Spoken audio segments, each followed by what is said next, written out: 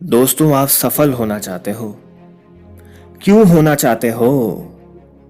कोई तो वजह होगी या फिर कोई जरूरत होगी। लेकिन जितनी बड़ी वजह होगी, जीत भी उतनी ही बड़ी होगी। तो फिर समस्या क्या है?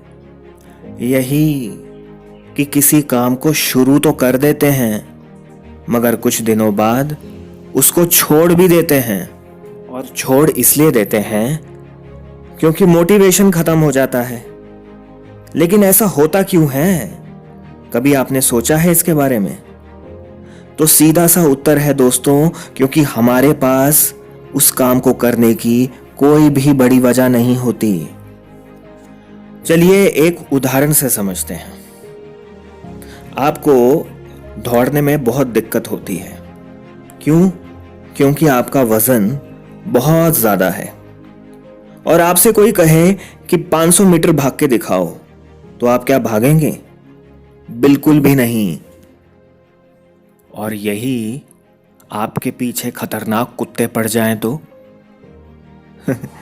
तो आप जरूर भागोगे, क्योंकि इस बार वजह बहुत बड़ी है। आपको अपनी जान बचानी है। और दोस्तों, जितनी बड़ी वजह होगी, जीत उतनी ही बड़ी होगी। दशरथ माझी का नाम तो सुना ही होगा आपने, जिन पर मूवी बनाई गई थी।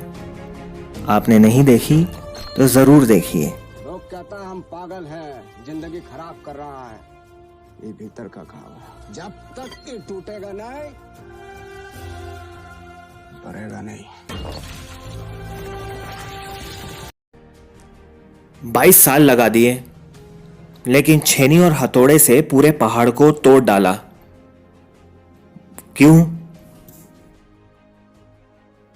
क्योंकि वजह बड़ी थी। जब उनकी वाइफ प्रेग्नेंट थी ना, तो तब यातायात का कोई भी साधन नहीं था।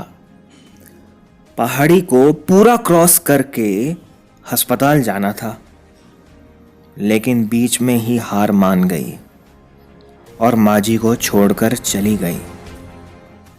तभी माजी ने ठान लिया कि इस पहाड़ी को बीच से चीरकर एक रास्ता निकालूंगा।